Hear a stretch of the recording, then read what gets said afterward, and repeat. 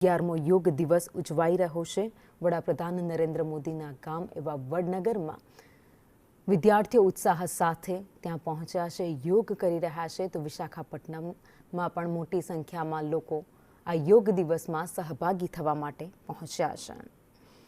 તો તારીખ 21મી જૂન 11માં આંતરરાષ્ટ્રીય યોગ દિવસની રાજ્યકક્ષાની ઉજવણીના સ્થળ વડનગર સહિત વિવિધ સ્થળોએ વડાપ્રધાન આ સંદેશાના જીવંત પ્રસારણનું આયોજન પણ કરવામાં આવ્યું છે। અલગ અલગ સ્થળો પરથી સંદેશ ન્યૂઝ આપને જીવંત પ્રસારણ બતાવી રહ્યું છે કે લોકો યોગ દિવસની ઉજવણી કરી રહ્યા છે। વડનગરમાં જ્યાં મુખ્યમંત્રી ભૂપેન્દ્ર પટેલ, આરોગ્ય મંત્રી ઋષિકેશ પટેલ હાજર છે અને અન્ય નેતાઓ પણ ત્યાં ઉપસ્થિત છે, જેઓ આ યોગ દિવસમાં જોડાયા છે। મુખ્યમંત્રી ભૂપેન્દ્ર પટેલ આપને દેખાઈ રહ્યા છે ટીવી સ્ક્રીન પર। બીજી બાજુ પ્રધાનમંત્રી નરેન્દ્ર મોદી છે, જેઓ વિશાખાપટ્ટનમમાં વિદ્યાર્થીઓ સાથે, નેતાઓ સાથે યોગ કરવાના છે।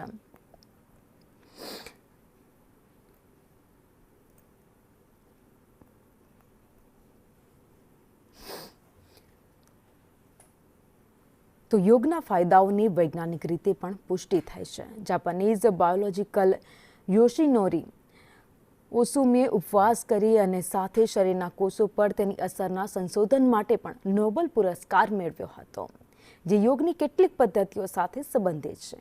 યોગની અસર શરીરના નર્વસ સિસ્ટમ, હોર્મોનલ બેલેન્સ અને રોગ પ્રતિકારક શક્તિ પર ખાસ જોવા મળે છે। અને જો તમારે તમારા શરીરમાં રોગ પ્રતિકારક શક્તિને વધારવી છે તો આ એક જ ઉપાય છે, યોગ કરો। યોગ થકી તમે તમામ રોગને પોતાના શરીરથી દૂર રાખી શકશો, જે તેને આધુનિક ચિકિત્સા પદ્ધતિ તરીકે પણ સ્વીકૃત બનાવે છે। અને હવે વાત કરીએ યોગ દિવસના ઇતિહાસને। તો 2015માં પ્રથમવાર યોગ દિવસની જે ઉજવણી કરવામાં આવી હતી અને 2016માં વિશ્વના 170 દેશોએ યોગ દિવસની ઉજવણી કરી હતી। 2017માં લખનૌમાં પીએમ સાથે 55,000 લોકોએ યોગ કર્યા હતા। 2018ની વાત કરીએ, મુસ્લિમ દેશ સાઉદી અરેબિયા પણ પ્રથમવાર યોગ સાથે જોડાયો હતો। તો 2019માં ક્લાઇમેટ એક્શન માટે યોગની થીમ સાથે આ ઉજવણી કરવામાં આવી હતી। તો 2020માં મહામારી દરમિયાન વર્ચ્યુઅલ રીતે લોકોએ યોગ દિવસની ઉજવણી કરી હતી, જેમાં લાખોની સંખ્યામાં લોકો જોડાયા હતા। 2021માં યોગ દિવસ સતત બીજા વર્ષે વર્ચ્યુઅલ રીતે કરવામાં આવ્યો હતો। કોરોના કાળ છે, આપણને બધાને યાદ છે, જેમાં લોકોએ એકઠા થવું એ યોગ્ય ન હતું અને તેમ છતાં પણ આ દિવસની રંગેચંગે ઉજવણી કરાઈ હતી અને તમામ લોકો યોગ દિવસ સાથે જોડાયા હતા। અને 2022માં હેરિટેજ સ્થળો પર યોગ દિવસની ઉજવણી કરવામાં આવી હતી। દેશભરના જેટલા પણ હેરિટેજ સ્થળ છે એ તમામ જગ્યાએ યોગ દિવસ ઉજવાયો હતો। અને 2023માં યોગ દિવસ પર પીએમ પ્રથમ વખત દેશની બહાર ગયા હતા અને વિશ્વ ફલક પર યોગ દિવસને આગળ વધારવા માટે તેમણે હાકલ કરી હતી। અને 2024માં શ્રીનગરમાં 10મો આંતરરાષ્ટ્રીય યોગ દિવસ ઉજવાયો હતો।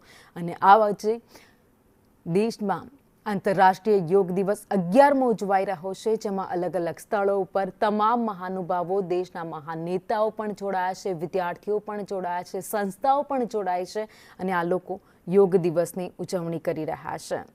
તો તમારે સ્વસ્થ રહેવું છે, માનસિક રીતે સ્વસ્થ રહેવું છે, શારીરિક રીતે સ્વસ્થ રહેવું છે, તો તમારે યોગ કરવા પડશે। યોગને પોતાના જીવનનું અભિન્ન અંગ બનાવવું પડશે।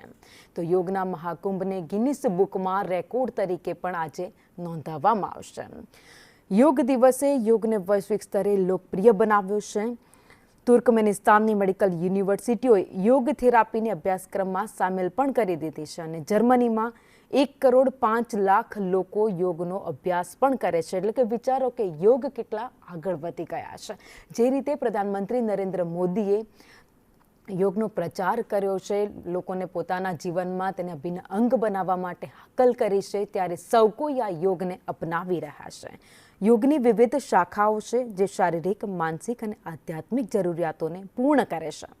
તો આધુનિક જીવનશૈલીમાં જ્યાં તણાવ, બેઠાડું જીવન અને અસ્વસ્થ આહાર સામાન્ય છે, યોગ એક અસરકારક તેનો ઉપાય પણ છે।